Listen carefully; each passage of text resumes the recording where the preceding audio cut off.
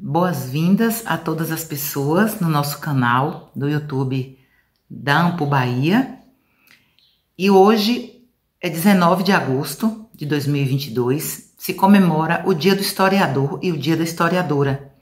Desde 2020 nós temos a nossa profissão regulamentada, em que professores e professoras de História, licenciados e licenciadas, bacharéis, pós-graduados e pós-graduadas em História são reconhecidos como historiadores e historiadoras. A nossa profissão é extremamente importante em qualquer país que preze por estudar o seu passado para compreendê-lo e para trazer ações que modifiquem o presente e que perspectivem futuros. E para comemorar este dia, e também em referência ao nosso 11º Encontro Estadual de História da Ampu Bahia, ocorrido na Universidade Federal da Bahia, neste ano de 2022, vamos presentear a todos os associados e associadas e a comunidade de historiadores e historiadoras da Bahia com uma conferência de abertura do nosso 11º encontro do professor doutor Durval Muniz de Albuquerque Júnior. O professor Durval Muniz, ele possui graduação e licenciatura em História pela Universidade Estadual da Paraíba, mestrado e doutorado pela Unicamp, é pós-doutor em Educação pela Universidade de Barcelona e em Teoria e Filosofia da História pela Universidade de Coimbra. É professor titular aposentado da Universidade Federal do Rio Grande do Norte e professor visitante da Universidade Estadual da Paraíba.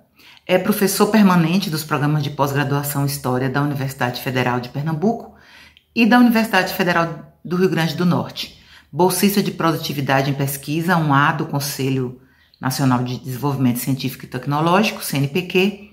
Coordena 2 grupos de pesquisa, o Grupo de Estudos e Pesquisa em História dos Corpos e das Sensibilidades e o Núcleo de Estudos de Teoria da História e História da Historiografia.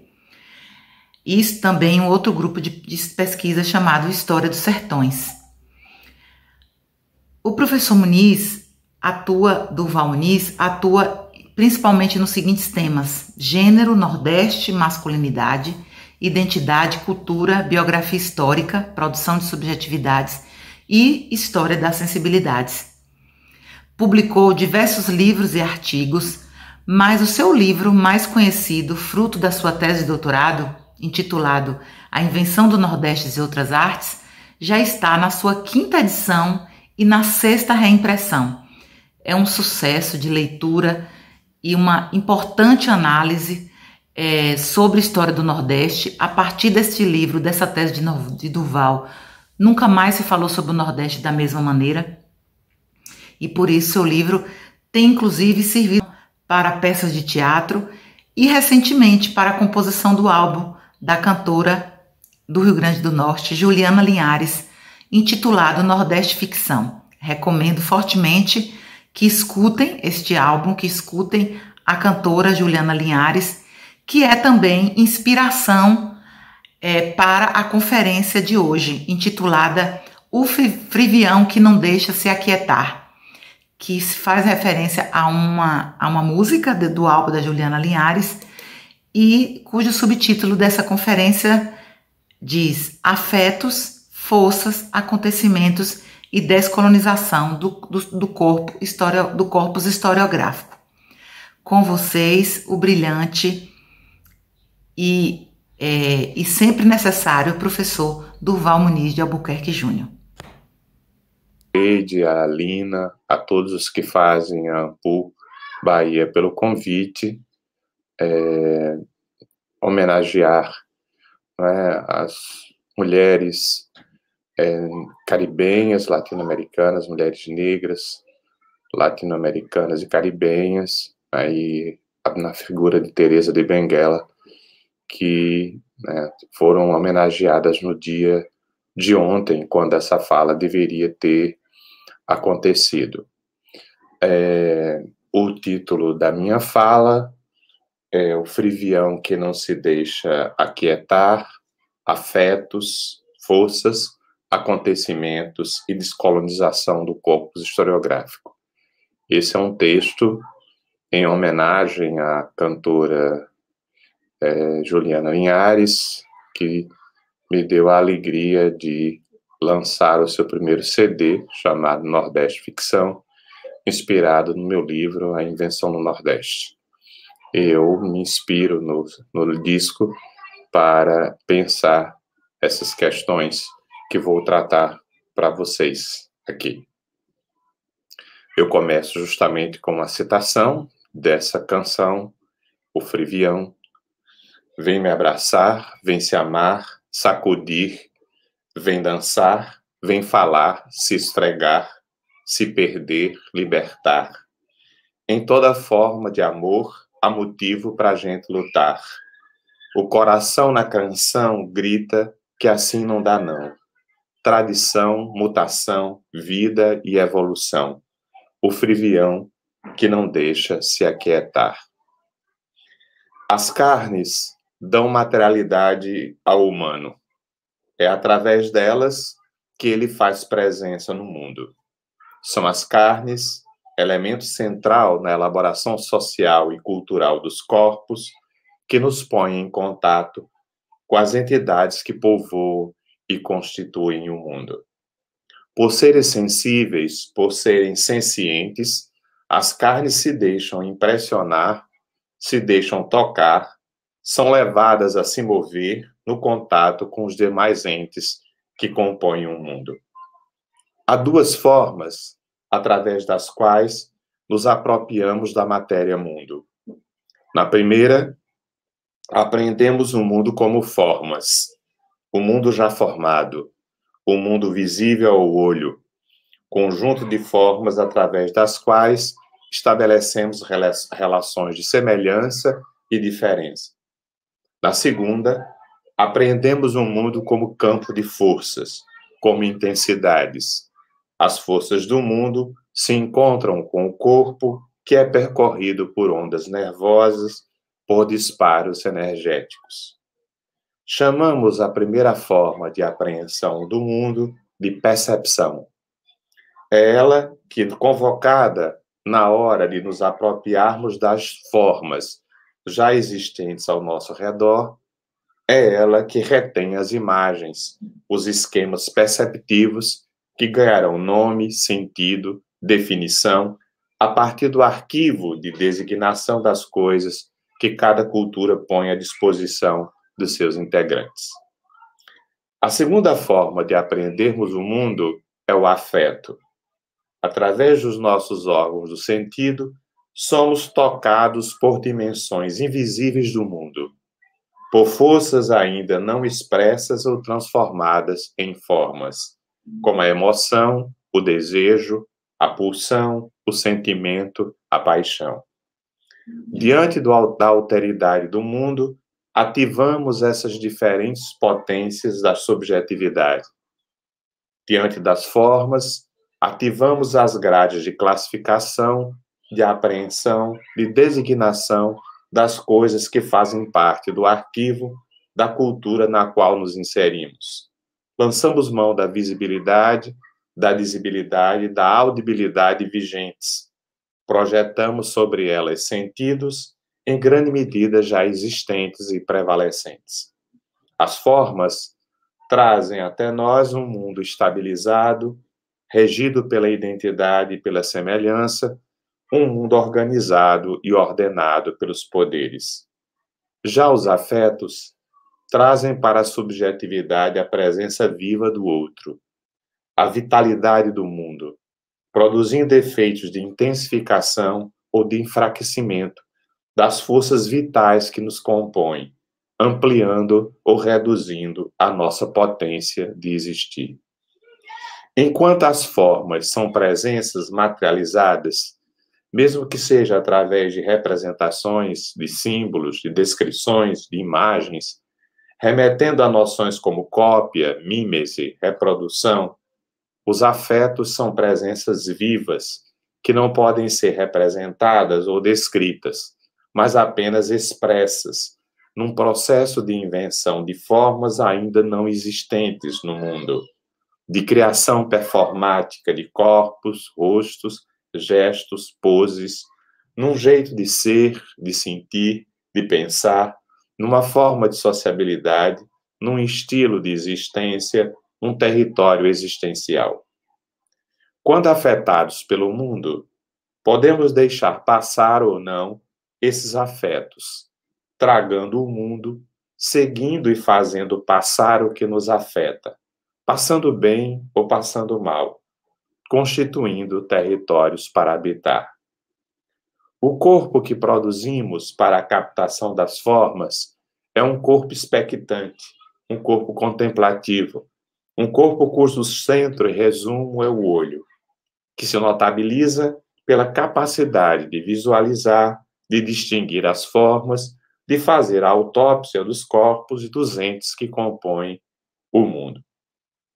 É um corpo luz, um corpo iluminação, um corpo iluminista, capaz de perceber, apreender, dizer e reproduzir as formas do mundo. Para visualizarmos as formas, é preciso mantermos adequada distância do outro, da coisa, do objeto. Precisamos de distanciamento e objetivação. Precisamos evitar misturas e envolvimentos. Precisamos manter uma separação clara entre o sujeito e a forma que é o objeto do conhecimento. Já o corpo, que se constitui ao se abrir para um bloco de afetos, é um corpo vibrátil. Um corpo que se deixa tocar pelos seres e coisas do mundo, que se movimenta, que se emociona, que se comociona, que estremece diante do toque das forças do fora. É um corpo em ebulição, um corpo tomado por um frivião que não o deixa se aquietar, um corpo agenciado pelas forças do fora, um corpo mobilizado pelos desejos que emergem na relação com a diferença, com a alteridade, com o outro, mesmo que não seja humano. Um corpo aberto, sem identidade garantida, atravessado pelas forças do mundo, exposto aos turbilhões das forças. Nele impera a mansidão de um olho que sabe ver o que deseja, um segundo olho que está espraiado por todo o corpo. Um corpo sismógrafo, captando as energias, os climas, as atmosferas existenciais e emocionais que vigoraram ou vigoram em dados tempos e espaços. Um corpo que apreende o mundo na mistura com ele e no mergulho nele. Um corpo que não teme as proximidades, os toques, que não se apavora diante de uma encostadinha que desveste, retira o vestido, a vestimenta, a carapaça de proteção. Um sujeito que se faz na aproximação e de aproximação, na relação de empatia com o objeto, que se sabe implicado naquilo mesmo que busca conhecer, que se sabe envolvido naquilo e com aquilo que busca saber. Para Deleuze-Guattari, o mundo das formas constitui a terceira linha, através da qual os desejos se materializam no campo social. A linha da organização de territórios e de territorializações. Quando o desejo cria roteiros de circulação no mundo, segmentações duras, cortes perfeitamente designáveis no real, configurando realidades. Essa linha é finita, visível e consciente. Está marcada pela funcionalidade, um plano de consistência marcado por certa estabilidade e continuidade. A memória garante a continuidade e a reposição dessas formas territorializadas perfeitamente nomeáveis. Mas essa linha e os territórios que dela resultam são finitos, são históricos, porque estão sendo sempre atravessados pelos afetos, que configuram a primeira linha através da qual os desejos se manifestam no campo social. Linha invisível e inconsciente. Ela emerge da atração e da repulsa dos corpos, em seu poder de afetar e ser afetados, como o fluxo que nasce entre os corpos, que da brecha manda um bom dia, que rachando a terra, o território abre mais caminho. Nem todos os afetos conseguem se tornar em territórios, através da segunda linha com a qual os desejos se manifestam no campo social, a linha de simulação, que oscila entre o invisível e o inconsciente da produção dos afetos e a visível e consciente produção de territórios. É ela, com sua capacidade criativa de inventar matérias e formas de expressão, que garante que dados afetos se materializem em formas.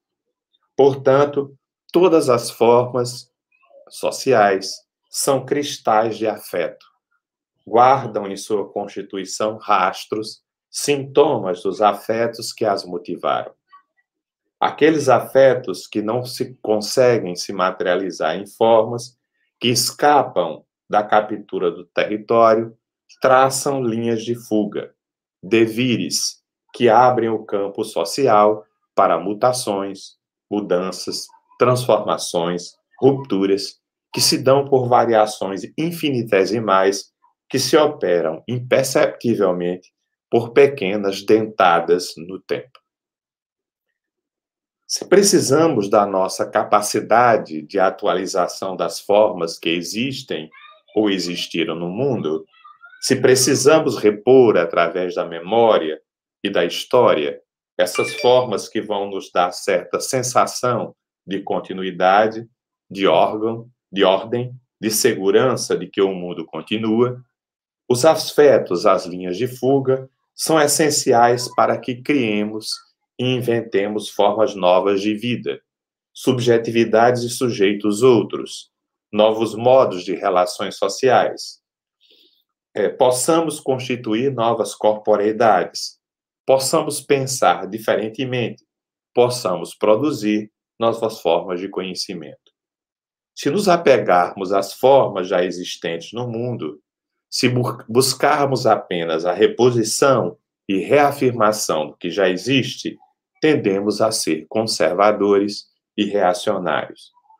O apego ao mundo já formado, que pode ser marcado por uma visão nostálgica e saudosista em relação às formas do passado, que estão desaparecendo no presente, leva à produção de subjetividades reativas às forças dos afetos, às forças dos desejos.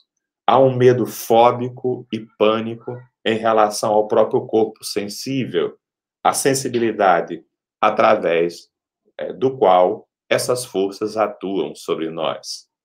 Essa sensibilidade reativa aos afetos, que busca reduzir o mundo à dimensão do visível e consciente dos territórios já formados, será tomada pelo desejo de morte, de tornar cadavérico o próprio mundo, pois temerá a própria vida, temerá o vivo que se define pelo movimento, pela criação, pela abertura para o fora que o desafia e o arrasta para novas configurações subjetivas, que giram os sentidos e tonto faz tremer a linha de territorialização.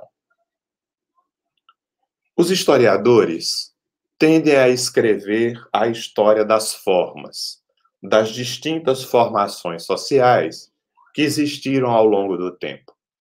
Mesmo sendo profissionais que buscam dar conta das mudanças, das transformações trazidas pela passagem do tempo, quase sempre o fazem tomando como objeto do seu conhecimento as distintas e diferentes ordens sociais, as formas que elas assumiram e como foram afetadas pelas dentadas do tempo. O olhar do historiador está formado e condicionado para procurar nos arquivos, nos restos e monumentos do passado, as formas que a vida social, econômica, política, jurídica, cultural, artística, etc., assumiram nos tempos idos. Como torna explícita a busca pela produção de presença, que a partir de uma crítica feita à centralidade da produção de sentido, nascida da leitura hermenêutica do passado, na escrita da história, a partir da obra do filósofo e crítico literário Hans Ulrich Gumbrist, tem impactado a historiografia contemporânea. A historiografia é um saber oculocêntrico, onde há uma equivalência entre o olhar e a capacidade de iluminação que teria a racionalidade, o raciocínio, a cognição e a consciência. É um saber, em grande medida, mentalista, que associa a razão à capacidade de enxergar, de ver com nitidez, com discernimento, as formas do passado. Essa centralidade do olho leva à obliteração da participação dos outros sentidos, de todo o corpo, na produção do conhecimento histórico.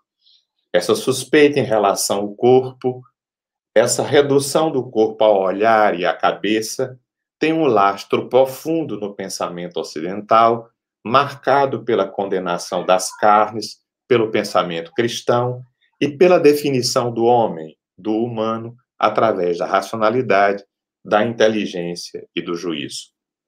O historiador, como todo cientista, seria um decapitado, uma cabeça ambulante, separada de seu corpo, uma mente etérea, espiritual, genial, abstrata, sem localização precisa na massa cinzenta das vísceras cranianas.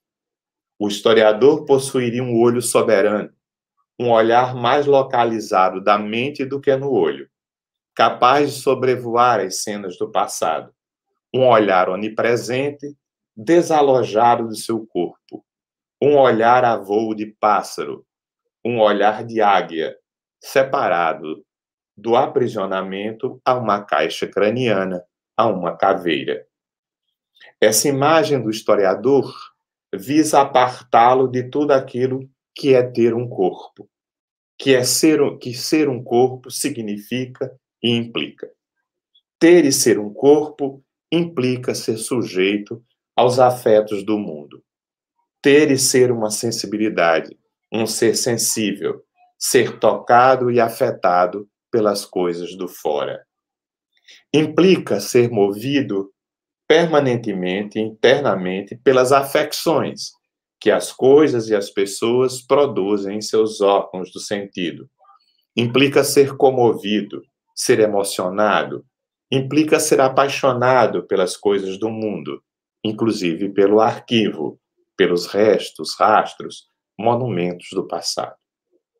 Esse apagamento da dimensão corpórea, carnal do historiador, silencia, sobretudo, sobre o papel do desejo, sobre a presença da libido em tudo aquilo que esse profissional realiza, em todas as etapas da pesquisa, da escrita e do ensino da história. Ela tem como consequência que não se assuma, que não se tenha sequer consciência do papel que os afetos desempenham em momentos decisivos da pesquisa histórica, como a escolha do objeto, a escolha documental e de personagens, a preferências por dados temas, cenas, agentes, pela escolha de dadas situações e citações que comporão a narrativa. Não se percebe que o que dá vida à narrativa encontrada no arquivo, ao resto, à pista, ao indício, ao monumento que nos chega do passado, não são as suas formas, a sua materialidade, a qual, muitas vezes, o historiador também dá pouca importância, fixando-se no conteúdo, na informação, no dado, no sentido, no significado. Mas, sim, mais do que a sua materialidade, o que lhe dá efeito são a sua capacidade, que elas ainda têm. Celular, que elas ainda têm. 55. Desculpe, gente. Que elas ainda têm, ou não, de nos afetar, de nos mobilizar, de nos tocar. As fontes nos dizem alguma coisa. não apenas através da forma narrativa em que está forjada. Ela nos fala através das afecções que são capazes de produzir em nossa subjetividade. São os afetos que nos fazem pensar. São eles que nos fazem lembrar e imaginar. Os afetos e a mobilização emocional e desejante que eles produzem nos forçam a pensar, a formular conceitos, a buscar no arquivo da nossa cultura categorias para dizê-los, para dar-lhes sentidos. Mas são os afetos, como também mostra a obra literária de Marcel Proust, que convoca a memória e a imaginação. Ao sermos tocados, afetados, mobilizados, mexidos, arrepiados e bagunçados pelo mundo, somos forçados a recordar, a lembrar, a lançar mão de nosso arquivo de lembranças e reminiscências para podermos entender e significar o que se passa conosco. São os afetos que nos levam a imaginar, a produzir imagens, na tentativa de dar formas, de expressar, de fazer passar, de territorializar, de materializar aquilo que nos ocorre. Aquele fervião que percorre nosso corpo, nossas carnes, que como ondas nos arrepia, nos emociona, nos agita, nos irrita, nos causa raiva, revolta, rejeição, nojo.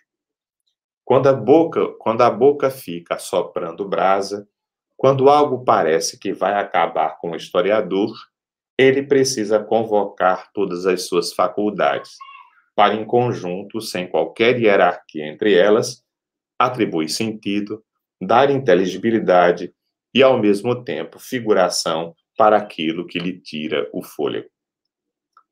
O historiador não pode evitar os afetos. Eles o acompanham em todos os momentos de sua vida profissional. Ele pode negá-los, silenciá-los, deles não falar, fazer de conta que não existe, até não ter deles consciência, já que são do plano do invisível e do imaterial, e os historiadores são profissionais apegados às formas visíveis e conscientes da vida social.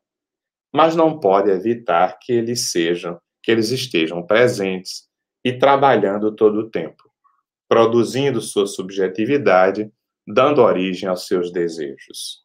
Sim, pois os desejos nascem dos afetos. Se deseja aquilo que nos toca, que nos afeta, que chama a nossa atenção, que nos morde, que nos acutila, que nos incomoda, que nos tira do lugar e do sério. O desejo não é algo misterioso que trazemos dentro de nós e que surge, sabe-se lá de onde, nas profundezas de nosso ser. O desejo é relacional, é acontecimental, é fenomenológico. Por isso deveria ser de interesse dos historiadores. O desejo se forma e se passa no campo social. O desejo percorre e configura a ordem social. O desejo circula entre as pessoas e as coisas, entre as pessoas e os demais seres e entidades que compõem a vida social e cultural. O desejo não é algo psicológico, solipsista, individualista. O desejo é força, é energia, que nasce das trocas sociais, dos contatos, do rala e rola, do embola e bola, das danças, dos rituais que as carnes e os corpos realizam em relação e na relação com os outros entes de seu mundo. Se o historiador é um ser social, se ele mantém relação com os outros, humanos e inumanos, ele é um ser de desejo. Como pretendemos que o desejo não faça parte da configuração das atividades exercidas pelos historiadores, se todas elas implicam o estabelecimento de relações, inclusive com a materialidade do arquivo, com os personagens do passado? O historiador, como todo ser que é dotado de um corpo vibrátil, de um corpo sensível, é tocado, é afetado, é erotizado pelo contato com o mundo, inclusive com o mundo do passado, com o que dele restou. Sim, existe uma erótica da pesquisa histórica. Eros está presente na escrita da história. Quando Walter Benjamin pergunta, em suas teses sobre a filosofia da história, se não nos tange uma lufada daquele vento que girou em torno dos nossos ancestrais, se as mulheres que cortejamos não têm irmãs que elas mesmas não chegaram a conhecer, ele está nos remetendo para as dimensões afetivas do saber histórico. Ele nos ensina que a luta de classes, vista como a luta em torno das coisas brutas e materiais, em torno da comida, da fome, da miséria, da pobreza, são o espólio que cabem ao vencedor.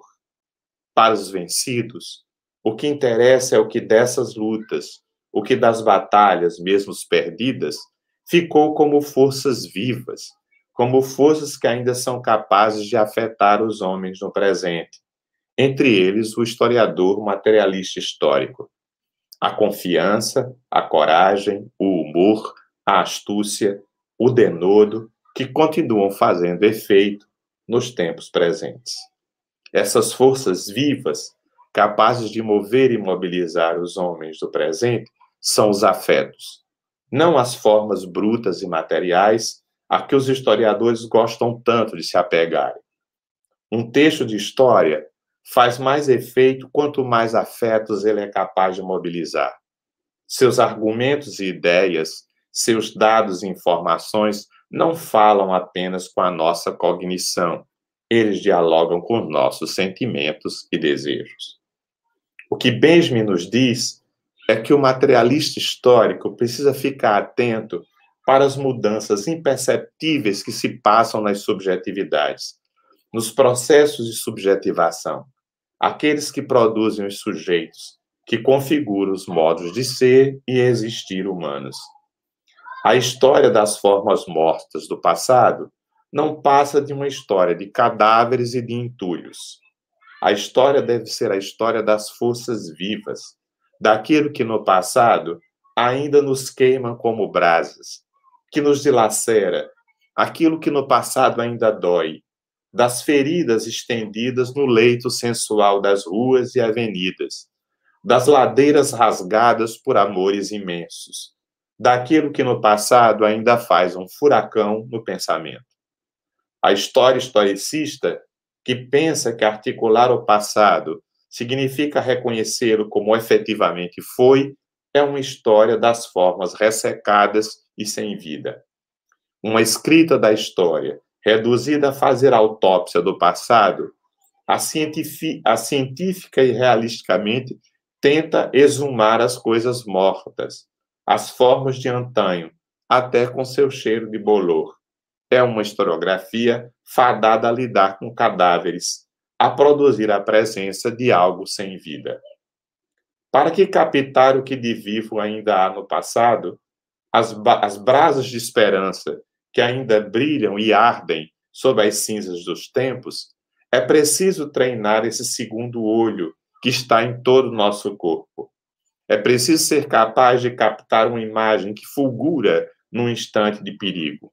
Um instante em que o historiador, abrindo mão da segurança de um racionalismo que lhe dá certezas e comodidades, se lança na aventura de se abrir para os afetos que lhes vêm do passado.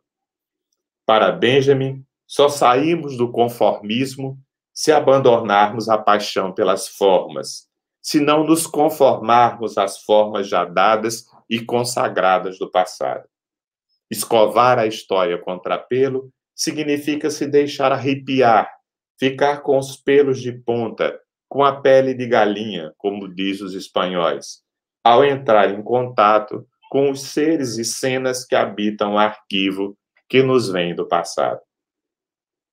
Walter Benjamin toma Fustel de Coulanges, o grande historiador francês, expoente da escola metódica francesa do historicismo, como exemplo dessa história que, ao se pretender ciência neutra e objetiva, perde o substancial do passado.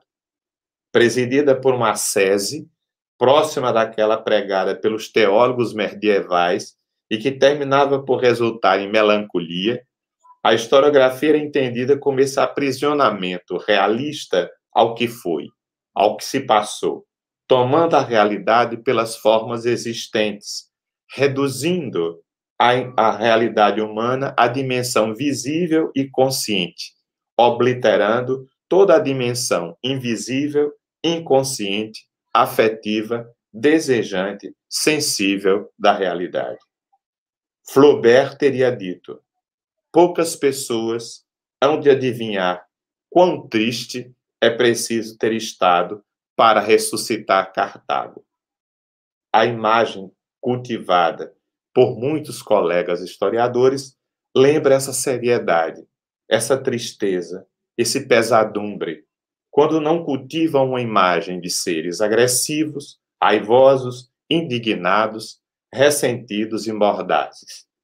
Essa ascese implica a negação não apenas do corpo, do desejo, da erótica que preside a profissão, mas a própria dimensão poética, imaginativa, ficcional de nosso ofício, já que a ciência deve ser um discurso sério, seco, conceitual, um discurso de monge depois de um longo período de jejum e sacrifício.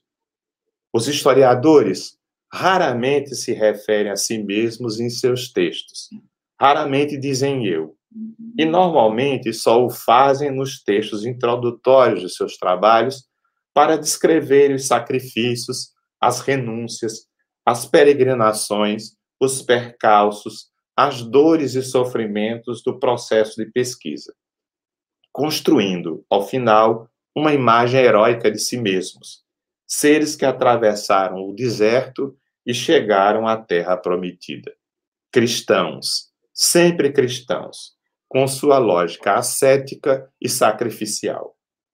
Se para Benjamin articular a história através de uma narrativa implica em captar uma lembrança como ela fulgura num instante de perigo, se a verdadeira imagem do passado passa zumbindo, se o passado só é cognoscível, só é fixável no instante em que uma imagem dele fulgura para nunca mais ser vista, e essa imagem só é possível em um dado presente que a convoca, que a faz aparecer, tornando-se irrecuperável em outro momento, a história é fundamentalmente poética, pois se trata de produzir, captar e capturar imagens que fulguram em dados momentos do encontro do outrora com o agora. Em contato com o passado, algo como um espinho torto nos olha rindo. Algo nos toca, nos mobiliza, nos obriga a pensar, a lembrar, nos convoca a nossa capacidade de imaginação para que tenhamos à nossa frente a cena, o personagem, o evento que nos chega através do documento que temos em mãos ou do documento que nos olha. Toda essa operação de passagem de um afeto a uma forma é uma operação poética, que não exclui, mas implica a cognição, o raciocínio, a inteligência, o pensamento, pois ele também opera por imagens, já que os conceitos são agregados sensíveis, são um conjunto de imagens e de sonoridades. Afetado, o historiador busca pensar e expressar o que o tocou, o que visualizou, o que conseguiu perceber e significar numa narrativa, na qual vai lançar mão, queira ou não, de figuras narrativas, de figuras de linguagem, de imagens tropológicas, para dar lugar, para figurar, para fazer legível e visível o que se passou com ele ao entrar em contato com a pele do passado.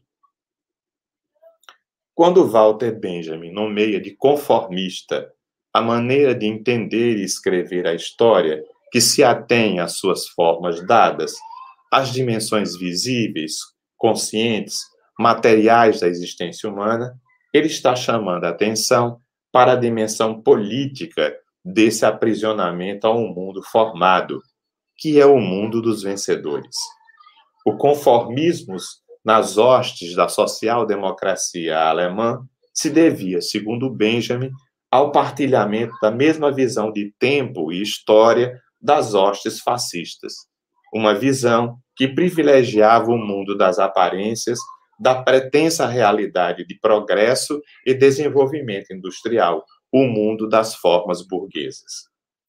A social-democracia, apegada às formas da macropolítica, encarnada pelo jogo eleitoral, pelas disputas partidárias, pela organização sindical, pela disputa pelo poder de Estado, pelos movimentos sociais e políticos presididos pelo tema e projeto da revolução, foi incapaz de perceber o lento e insidioso processo de fascistização das subjetividades, das relações sociais, das diversas formas de relações de poder disseminadas pela sociedade civil, nem sempre conectadas com o poder de Estado. O capitalismo, para colonizar espaços e instituições, antes de tudo, coloniza subjetividades, coloniza os desejos, produz sujeitos colonizados. Os historiadores, durante muito tempo, quando trataram da política, quando fizeram história política, se ativeram aos eventos e personagens da macropolítica, da política de Estado, da política institucional, feita por partidos, sindicatos, associações, movimentos sociais, pelos agentes públicos. Aquela história que pejorativamente foi chamada de história, tratados e batalhas pelos historiadores da Escola dos Análises. Não difere muito da chamada nova história política, onde ainda prevalece uma visão formal do político. O desprezo com que alguns historiadores tratam os chamados movimentos identitários se deve ao fato de que eles são avaliados a partir de critérios da macropolítica, da qual, afinal, fazem parte como movimentos sociais que são e que demandam o Estado por direitos. Mas a força e a importância desses movimentos estão no fato de que eles também operam, às vezes sem ter consciência disso, no registro da micropolítica, que é o território em que desejo e política se encontram. Ao politizarem os corpos, na medida em que tratam de relações de gênero, de sexualidade, de racialização, de cor da pele e traços fenotípicos, de preconceito racial, de racismo, de misoginia, de sexismo, de machismo, de orientação sexual, de identidades sexuais, de homofobia, de transfobia, de lesbofobia, esses movimentos operam trazendo o campo do desejo e dos afetos para a arena pública, para o campo político.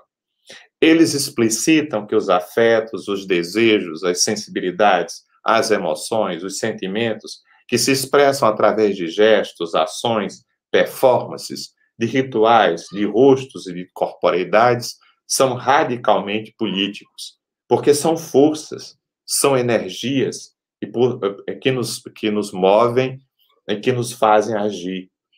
Por serem relacionais, por nascerem de relações, implicando sempre jogos de poder. Esses movimentos são de suma importância política, porque, mais do que mudar consciências, racionalidades, eles querem mudar subjetividades, jeitos de ser humano, de ser gente. Eles querem modificar desejos, sensibilidades, maneiras de ver e habitar o mundo. Embora não desejem e não dependam do grande momento espetacular, do grande momento de corte na história, que seria a Revolução, mito messiânico, do qual as esquerdas deveriam abrir mão, dados os fracassos, as tiranias e as carnificinas que provocou, eles realizam mudanças microscópicas, cotidianas, ao modificar concretamente a vida das pessoas, ao levar à modificação da própria maneira como se veem e se sentem, como se nomeiam e se definem. no lugar de um projeto abstrato de transformação, onde uma vanguarda iluminada sabe sempre o que fazer, para esses movimentos interessa o como fazer a transformação aqui e agora. No lugar da utopia, da promessa de paraíso terreno, que vai raiar num amanhã indefinido, no horizonte sempre postergado, a heterotopia, a mudança possível no lugar em que se está, nas relações em que está, na maneira de ser sujeito, num dado momento, num dado espaço, numa dada cultura. Tal como propunha Benjamin, para o historiador materialista histórico, um messianismo que se passa pela construção de um futuro no agora do presente, com as memórias do outrora que ainda nos tocam, nos afetam, ainda nos mobilizam, ainda nos apaixonam. Um messianismo que não espera a chegada de nenhum Messias, de nenhum Salvador, todas elas trágicas e sanguinolentas, sempre trazendo a Via Crucis, o Calvário e a crucificação como promessa, mas que opera no presente, abrindo-o para devires, para possibilidades de outrar-se, de tornar-se outro. Nunca se pode mudar o mundo em sua totalidade. Não se pode refundar a história. Teremos sempre que arcar com o peso do passado, da memória. E é com esse peso que os historiadores devem lidar. Eles servem para isso, para captar no passado a esperança que ainda brilha, a energia que ainda resta, a emoção que ainda nos move e comove, a ideia que ainda nos toca, o evento e o personagem que ainda nos mobiliza, que nos faz agir. Se não se pode mudar o mundo de uma só vez, que façamos com que ele balance. Se só podemos botar a mão onde alcançamos, não critiquemos nunca ações políticas por causa dos seus limites, quais não as têm. As ações políticas pretensamente radicais, sem limites, resultaram em regimes de força e repressão sem os limites do direito. Se não se pode mudar o mundo de vez, que o balancemos, às vezes só para se amostrar, às vezes para sobreviver, para tornar a vida possível, para evitar a morte física e subjetiva, que é o objetivo, afinal, dos nomeados movimentos identitários ou de minorias. O minoritário aí, não como quantitativo, pois se refere às maiorias na sociedade, mas enquanto exercício desprivilegiado de poder. Se o capitalismo não é apenas um modo de produção de mercadorias, mas um modo de produção de subjetividades, acusar qualquer sujeito político, qualquer movimento social de ser configurado pelo capitalismo, pelos desejos produzidos pela sociedade burguesa, é dizer o óbvio. Se olharmos para esses movimentos com o olhar da macropolítica, não enxergaremos que não há territórios que não sejam atravessados por linhas de fugas, que não há formas que não sejam trabalhadas internamente por afetos divergentes e dissidentes, por afetos desterritorializados e desterritorializantes. Quando se olha com a pretensa seriedade macropolítica para esses movimentos, eles condenam a festa, a alegria, a presença explícita dos corpos, as carnes usadas como artefato político, como bandeira, o desejo, o erotismo como dimensões ativas do político, está se negligenciando a micropolítica. Está se negligenciando que é no campo dos afetos que a mobilização se dá, que a emoção e o sentimento se traduzem em gestos e performances políticas, que o engajamento e a mudança efetiva do sujeito ocorre. Não se muda uma sociedade sem a mudança dos sujeitos que a compõem. Mudar primeiro o regime político, conquistar o aparelho de Estado, para depois mudar a sociedade, mudar os sujeitos, de cima para baixo, através de uma educação dirigida e ações repressivas, se revelou um grande fracasso, já intuído por Antônio Gramsci quando elaborou o conceito de hegemonia e pensou a luta por ela no interior da sociedade civil como um passo anterior e necessário a qualquer tomada de poder. Como já afirmava Caetano Veloso, em pleno movimento tropicalista, retomando o Manifesto Pau-Brasil, escrito pelo modernista Oswald de Andrade, diante da seriedade militar e sacrificial de militantes dispostos a morrer e a matar por uma causa, jovens tomados pelo desejo de morte, entregues a um ascetismo cristão sem Deus, a alegria é a prova dos 9. Será mera coincidência que Benjamin inicia um texto sobre filosofia da história, falando de felicidade, e nos dizendo que a felicidade é marcada, do começo ao fim, pela época a que nos condenou o transcurso de nossa própria existência? A felicidade não deve depender de uma espera messiânica por um futuro que virá, mas ela deve ser uma presença messiânica em nosso presente. Se ela se articula à ideia de salvação, essa salvação não nos será dada por um Salvador que veio e que voltará. A salvação não se espera, ela se faz aqui e agora. A salvação, o Salvador, que um dia veio no passado, deve apenas servir de inspiração. Devemos captar de sua passagem pela terra os afetos, os sonhos, os desejos, as fantasias, as imagens, os eventos que nos animem a resistir e a descer da cruz que carregamos. Suas imagens de impotência e sacrifício de nada nos servem. Ao invés do crucificado, fiquemos com o homem de chicote na mão, irado, expulsando os vendilhões do templo, com o homem repartindo pães e peixes, fazendo a alegria dos convivas ao transformar água em vinho. É político todo gesto, toda ação, toda luta que busca a construção da felicidade e da alegria coletiva e individual, no aqui e agora, mesmo em momentos passageiros. Reivindicar a felicidade, o direito à alegria, num mundo de desespero, desesperança, num mundo distópico, é radicalmente político. Ainda mais fazer a felicidade e a alegria individual e coletiva acontecer aqui e agora. Em outro poema, intitulado Erro de Português, Oswald de Andrade afirma que quando o português chegou, debaixo de uma bruta chuva, ele vestiu o índio. Que pena! Fosse uma manhã de sol, o índio teria despido o português.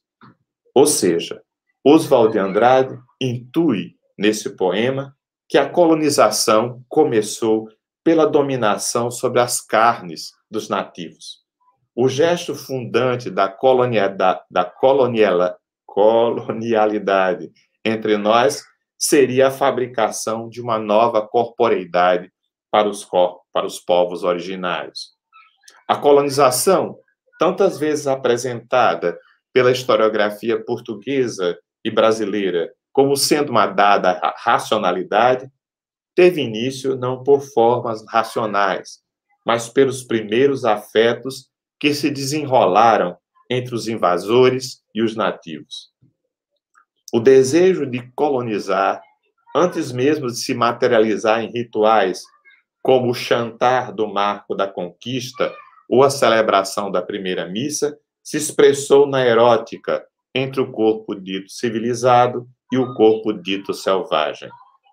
O poder colonial não se implantou apenas através de instituições, de leis ou de atividades produtivas, mas se implantou nas carnes dos colonizados, penetrou fundo em seus corpos, instaurando novos desejos e necessidades. O primeiro testemunho escrito do contato entre aqueles que seriam os futuros colonizadores e aqueles que seriam os futuros colonizados, a carta escrita pelo escrivão da armada, Pero Vaz de Caminha, dá enorme destaque à corporeidade dos indígenas. as diferenças que separavam essas carnes e esses corpos das carnes e dos corpos dos brancos. Parece ficar claro que a colonização passava pela domesticação e controle sobre aqueles corpos estranhos, sem lei e sem rei. O próprio ritual da missa, como deixa explícito o escrivão, não era para o entendimento daqueles seres tidos como crianças crescidas, mas para causar-lhes impressão. Ou seja, a colonização se inicia pela mobilização das forças do afeto, que se busca canalizar para a consecução de formas civilizadas de ser corpo e de ser gente. O gentio se tornaria gente se tivessem suas almas, seus espíritos convertidos. E para isso, controles e disciplinas corporais deveriam ser adotadas. Suas emoções deveriam ser mobilizadas. As forças de sua erótica, de seus desejos, seus fluxos desejantes, suas energias libidinais deveriam ser catequizadas e dirigidas para fins que interessassem ao colonizador. Ao avistar os primeiros homens que andavam pela praia, em número de 18 ou 20, o que primeiro chama a atenção é que eram pardos, todos nus, sem coisa alguma que cobrisse suas vergonhas. No relato, se articulam um olhar e um conjunto de conceitos que começa a colonizar aquelas carnes. Elas são, de imediato, nomeadas a partir da diferença de coloração. A pele que as cobre seria parda, não branca. Esse gesto de distinguir os ditos selvagens dos ditos civilizados através de uma diferença de cor será a base da gestação da racialização dos corpos e do racismo, que dará sustento e legitimará a colonização. Em seguida, o olhar moralizante chama a atenção para a nudez daquelas carnes, para o fato de que eles nada usavam para cobrir suas, entre aspas, vergonhas. O uso do conceito de vergonha para nomear os genitais explicita o tipo de olhar e o tipo de julgamento moral do qual esses seres foram objeto, mal foram divisados no horizonte. Há uma erótica do olhar, ao afeto produzido por aquelas vergonhas expostas sem a mínima vergonha, respondem à forma do relato moralizante e gestos de sedução com a oferta e a troca de objetos. Na dádiva e na troca, prática fundamental na sociedade capitalista que emergia, não deixam de circular a sedução e o desejo. O barrete vermelho, a carapuça de linho e o sombreiro preto, ofertados como presente para favorecer o contato, exercem sobre os indígenas um efeito estético, tanto quanto simbolizam o desejo de uma aproximação amistosa. Numa situação em que não pode haver fala, nem entendimento de proveito, a linguagem dos gestos, que não formam os afetos, provocados de parte a parte pela novidade do encontro, é a única a que se pode recorrer. Antes de que qualquer formação social se efetivar, antes de qualquer divisão social constituir a ordem colonial, ela começa a se esboçar através das relações raciais, sexuais e de gênero. São dois mancebos de bons corpos que o piloto Afonso Lopes leva até a nau Capitânia, onde são recebidos com muito prazer e festa. O escrivão da armada parece não tirar o olho das formas daquelas carnes exóticas. Logo repara que a feição deles é serem pardos, maneira de avermelhados, de bons rostos e bons narizes, bem feitos. Andam nus, sem nenhuma cobertura. Não, nem estimam de cobrir ou de mostrar suas vergonhas. E nisso têm tanta inocência como em mostrar o rosto. Ambos traziam os beiços de baixo, furados e metidos nele ossos brancos e verdadeiros. E continua o escrivão com seu voyeurismo, siderado de atração por aquelas carnes. Os cabelos seus são corredios, e andavam tosquiados, de tosquia alta, mais que de sobrepente, de boa grandura e raspados até por cima das orelhas. Com sua atenção sempre voltada para as vergonhas dos rapazes, ainda observa que na hora de dormir, eles se estiraram de costas na alcatifa, sem buscarem maneira de cobrir as ditas vergonhas, as quais não eram fanadas, ou seja, não eram circuncidadas, mas que tinham as cabeleiras delas bem raspadas e feitas. O escrivão também fica fascinado pelas carnes de 3 ou 4 moças que por ali andavam, bem moças e bem gentis, faz questão de frisar. As descreve como tendo cabelos muito pretos, compridos pelas espáduas. Mais uma vez, seus olhos não conseguem se desviar das vergonhas das moçoilas gentis. Ele diz que suas vergonhas são tão altas, tão cerradinhas e tão limpas de cabeleiras que, de as muito bem olharmos, e ele parece ter olhado muito bem, não tínhamos nenhuma vergonha. Desde o princípio, portanto, a colonização implica um interesse pelo corpo do outro, interesse que é o passo inicial para o domínio e a exploração dos corpos que seguirá. O uso dos corpos já se inicia quando, em troca de presentes, os indígenas enchem os barris que os portugueses atiram com água do rio e levam até os seus batéis. Esses corpos, aos quais muitas vezes até a condição humana será negada, serão utilizados de muitas formas ao longo do processo de colonização, quando não serão simplesmente eliminados, quando se colocam no caminho dos desejos de posse, controle e domínio sobre os territórios e os recursos da terra. A colonização implicou a produção de um novo regime de corpos e de subjetividades, de sujeitos adequados a reproduzirem a ordem colonial. A colonização não é apenas a conquista de terras e riquezas, o controle político e jurídico, como explicitou desde o início o trabalho evangelizador dos padres jesuítas. A colonização será a conquista de almas, será a colonização das subjetividades, implicando a captura dos afetos, das forças, das intensidades, das potências dessas carnes e desses corpos estranhos, através de formas de relações sociais de poder que os tornassem súditos de El-Rei, colocados a seus serviços e suas ordens.